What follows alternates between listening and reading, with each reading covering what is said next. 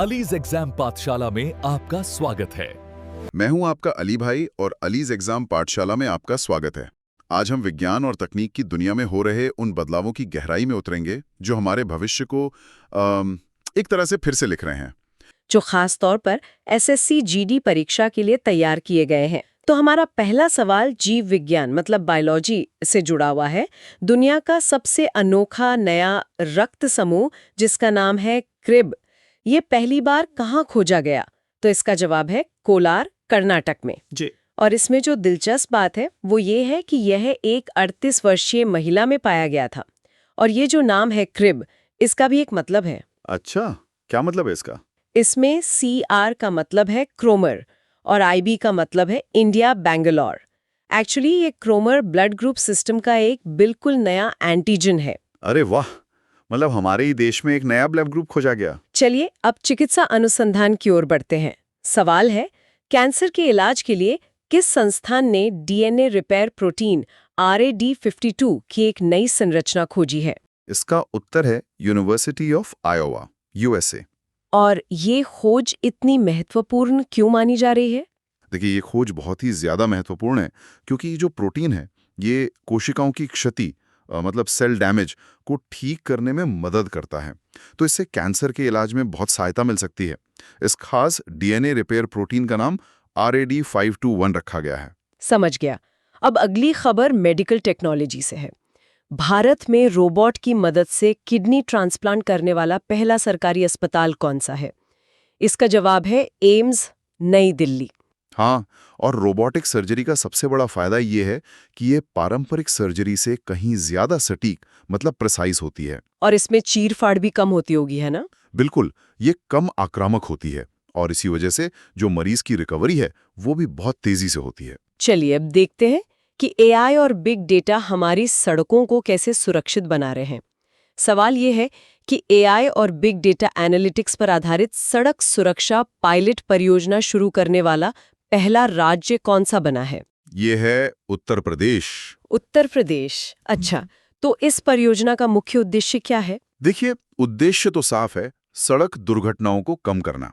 इसके लिए AI तकनीक का इस्तेमाल करके जो एक्सीडेंट प्रोन एरियाज हैं, मतलब जहां दुर्घटनाएं ज्यादा होती हैं, उनकी पहचान की जाएगी। मतलब डेटा का इस्तेमाल करके जिंदगियां बचाई जाएंगी। कमाल है। अब बात करते हैं भारत के वैज्ञानिक अभियानों की। पूर्वी अंटार्कटिका में भारत के चौथे अनुसंधान केंद्र का नाम क्या है जिसे हाल ही में मंजूरी मिली है? इसका नाम है मैत्री-2। मैत्री-2। जी तो हमारे पहले के स्टेशंस भी हैं वहाँ? जी, इसके बारे में कुछ और जानकारी देता हूँ। ये पूर्वी अंटार्कटिका में स्थित होगा। भारत का जो पहला स्टेशन था दक्षिण गंगोत्री, वो 1990 से काम कर रहा था और अभी मैत्री और भारती स्टेशन वहाँ एक्टिव हैं। ठीक है, अब एक बड़ी अनोखी पहल की बात करते हैं। चोरी हुई सांस्कृतिक वस्तुओं के लिए दुनिया का पहला वर्चुअल म्यूजियम किसने शुरू किया है? इसे यूनेस्को ने शुरू किया है। यूनेस्को ने।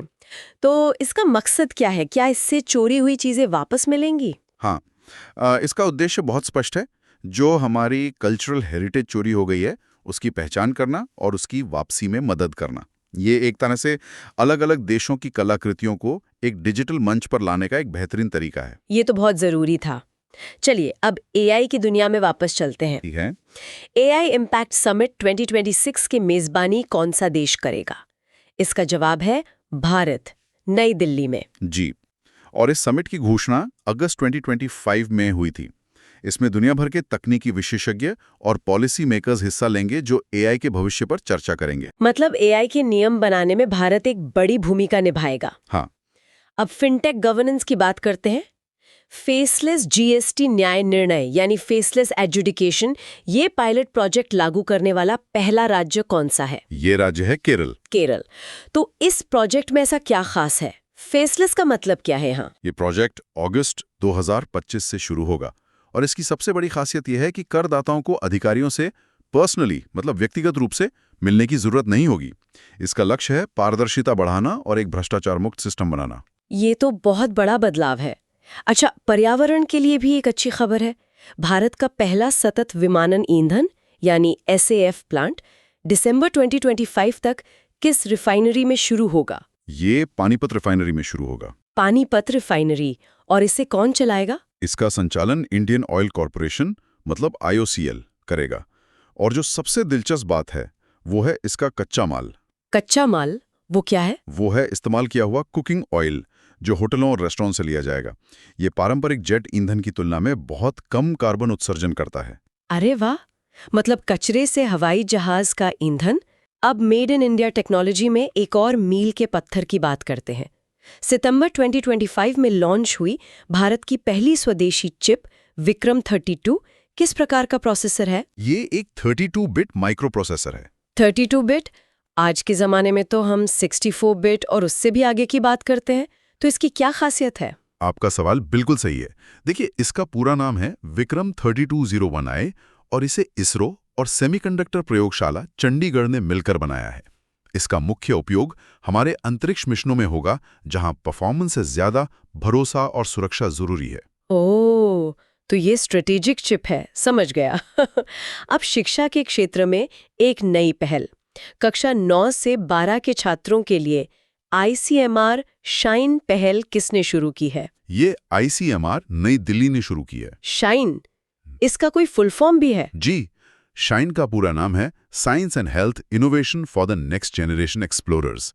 इसका उद्देश्य है कि छात्रों में वैज्ञानिक जिज्ञासा और मेडिकल रिसर्च को बढ़ावा दिया जाए। बहुत अच्छी पहल है। अब उद्योग जगत की बात करते हैं।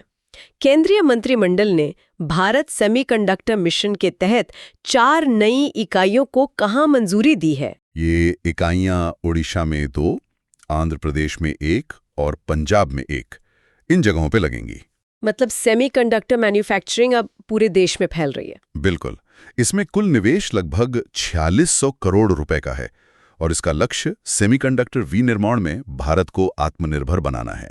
चलिए अब देखते हैं कि टेक्नोलॉजी गांवों तक कैसे पहुंच रही है। पंचायती राज मंत्रालय द्वारा स्वतंत्रता दिवस पर लॉन्च किया गया AI उपकरण कौन सा है? इसका नाम है सभासार। सभासार, ये क्या काम करता है? यह एक AI संचालित उपकरण है। ये ग्राम सभा की बैठकों की जो ऑडियो या वीडियो रिकॉर्डिंग होती है, हाँ, उससे ट्रांसक्रिप्शन और अनुवाद दोनों तैयार करेगा। इसका उद्देश्य कामकाज को डिजिटल और पारदर्शी बनाना है। मतलब अब ग्राम सभा में क्या बात हुई ये सब लिखित में मौजूद होगा। बहुत बढ़िया। अब विज्ञान के सबसे बड़े सम्मान की बात करते हैं। रसायन विज्ञान यानी केमिस्ट्री में नोबेल पुरस्कार किसे मिला है? यह 3 लोगों को मिला है, सुसुमु कितागावा, रिचर्ड रोबसन और उमर यमयागी। और उन्हें ये पुरस्कार किस खोज के लिए दिया गया? उन्हें यह पुरस्कार धातु कार्बनिक फ्रेमवर्क्स मतलब मेटल ऑर्गेनिक फ्रेमवर्क्स के विकास के लिए दिया गया है। यह पुरस्कार royal Swedish academy of sciences देती है। ठीक है। अब स्मार्ट सिटी के बाद स्मार्ट गांव की बारी। भारत का पहला स्मार्ट इंटेलिजेंस गांव कहाँ विकसित हो रहा है? ये सतनावरी, नागपुर, महाराष्ट्र में विकसित हो रहा है। स्मार्ट इंटेलिजेंस गांव, ये क्या कॉन्सेप्ट है? ये महाराष्ट्र सरकार का एक पायलट प्रोजेक्ट है। इसका उद्देश्य है कि ग्रामीण जीवन में डिजिटल तकनीक और जो आधुनिक सुविधाएं हैं उनका समावेश किया जाए। बहुत खूब। अब भारत में अपनी तरह का पहला केंद्र, भारत का पहला अत्याधुनिक पशु स्टेम सेल बायो बैंक कहाँ खुला है? यह हैदराबाद में खुला है। Animal stem cell bio bank, इससे जानवरों को क्या फायदा होगा? इसका उद्घाटन केंद्रीय मंत्री डॉक्टर जितेंद्र सिंह ने किया और ये घायल पशुओं के अंग या ऊतक की मरम्मत और पुनर्निर्माण में, जिसे रीजेनरेटिव मेडिसिन कहते हैं, बहुत फायदेमंद साबित होगा। वाह, AI अब स्वास्थ्य सेवा में भी क्रांति ला रहा है। इंडिया AI और नेशनल कैंसर ग्रिड ने कौन सा कार्यक्रम शुरू किया है? कार्यक्रम का नाम है कैच। कैच, इसका मतलब? इसका पूरा नाम है cancer AI and technology challenge. इसका सीधा उद्देश्य है AI का उपयोग करके कैंसर की जांच और निदान को बेहतर बनाना। ये कार्यक्रम इस क्षेत्र में तकनीकी नवाचार को भी प्रोत्साहित करेगा। बेहतरीन। अब प्रकृति के खजाने से एक अद्भुत खोज की बात। दुर्लभ ब्लू पिंक गिल और शटलकॉक मशरूम की खोज किस राज्य में हुई है? ये तेलंगाना के कागजनगर वन प्रभाग में हुई है। ब्लू पिंक गिल, ये नाम तो बड़े दिलचस्प है। जी, इसमें जो ब्लू पिंक गिल है वो अपने नीले रंग के लिए प्रसिद्ध है और शटलकॉक मशरूम अपने बैडमिंटन के शटलकॉक्स जैसे आकार के लिए जाना जाता है। ये खोज जैव विविधता के लिए बहुत महत्वपूर्ण है। भारत की तकनीकी प्रगति का एक और प्रतीक, भारत का पहला सेमीकंडक्टर नवाचार संग्रहालय कहाँ खोला गया है? ये भी हैदराबाद में ही खोला गया है। हैदराबाद तो टेक हब बनता जा रहा है। बिल्कुल। इसे टी चिप इनोवेशन प्रोग्राम के तहत लॉन्च किया गया है। और इसका उद्देश्य सेमीकंडक्टर डिजाइन और विनिर्माण की क्षमताओं का प्रदर्शन करना है। अब वैश्विक बैंकिंग की बात करते हैं। दुनिया का पहला एआई संचालित बैंक राइट बैंक किस देश ने लॉन्च किया? इसे मलेशिया ने लॉन्च किया है। पूरी तरह से एआई पर चलने वाला बैंक। ये कैसे काम करता है? जी, ये पूरी तरह से आर्टिफिशियल इंटेलिजेंस द्वारा संचालित है। जी, इसके मुख्य काम है कस्टमर सर्विस, लोन का मूल्यांकन और धोखाधड़ी की पहचान करना। मतलब कोई बैंक कर्मचारी नहीं? बहुत कम, ज्यादातर काम एआई ही करता है। चलिए अब ईवी उद्योग में एक बड़ा कदम। वियतनाम की ईवी कंपनी विनफास्ट ने भारत में अपना पहला संयंत्र कहाँ खोला है? ये थुथुकुडी तमिलनाडु में खुला गया है। अच्छा, तो ये वियतनाम के बाहर उनका पहला प्लांट है। जी हाँ, ये वियतनाम के बाहर विनफास्ट का पहला विनिर्माण संयंत्र है और ये भारत की ईवी नीति की सफलता का भी एक प्रतीक है। अब एक और चिकित्सा सफलता। निमोनिया के इलाज के लिए एक नई दवा कंपाउंड 3B किसने विकसित की है? इसे आईआईटी रुड़की ने विकसित किया है। आईआईटी रुड़की, ये तो बहुत बड़ी उपलब्धि है। बिल्कुल, ये दवा निमोनिया से होने वाली मृत्यु दर को कम करने में प्रभावी है और इसे भारतीय अनुसंधान की एक बड़ी सफलता माना जा रहा है। अब कुछ बड़े मेगा प्रोजेक्ट्स की बात करते हैं। दुनिया का पहला डुअल टावर सौर तापीय संयंत्र कहाँ शुरू हुआ है? ये चीन के गोबी रेगिस्तान में शुरू हुआ है। डुअल टावर, इसकी क्या खासियत है? इसकी विशेषता यह है कि इसमें 200 मीटर ऊंचे 2 टावर हैं और 27,000 शीशे मिरर्स सूरज की किरणों को उन पर केंद्रित करते हैं। 27,000 शीशे, कमाल है। अच्छा, भारत के कॉरपोरेट जगत से भी बड़ी खबरें हैं। रिलायंस अपना गीगा कॉम्प्लेक्स कहाँ बना रहा है? ये जामनगर गुजरात में बन रहा है और ये इतना बड़ा है कि सिंगापुर प्रोजेक्ट से भी 3 गुना बड़ा है।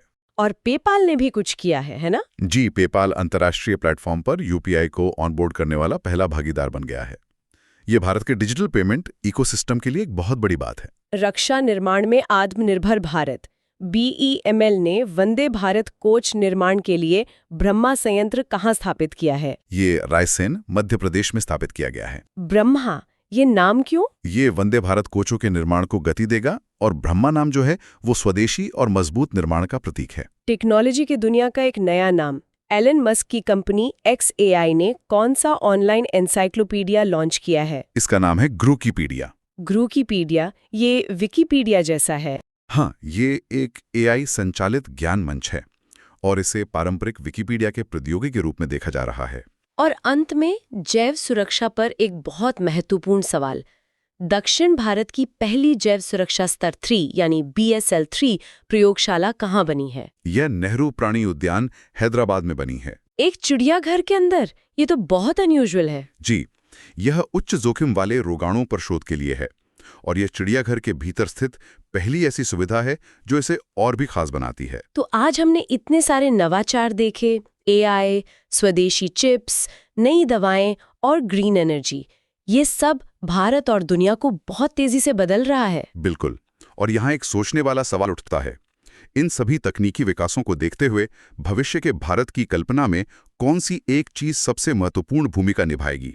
क्या वो आर्टिफिशियल इंटेलिजेंस होगी या जैव प्रौद्योगिकी या फिर स्वदेशी सेमीकंडक्टर निर्माण? इस पर सोचिएगा जरूर। वीडियो अच्छी लगी हो तो लाइक करें और चैनल को सब्सक्राइब करें। PDF डाउनलोड करने के लिए हमारे टेलीग्राम चैनल से जुड़ें। जय हिंद, जय भारत।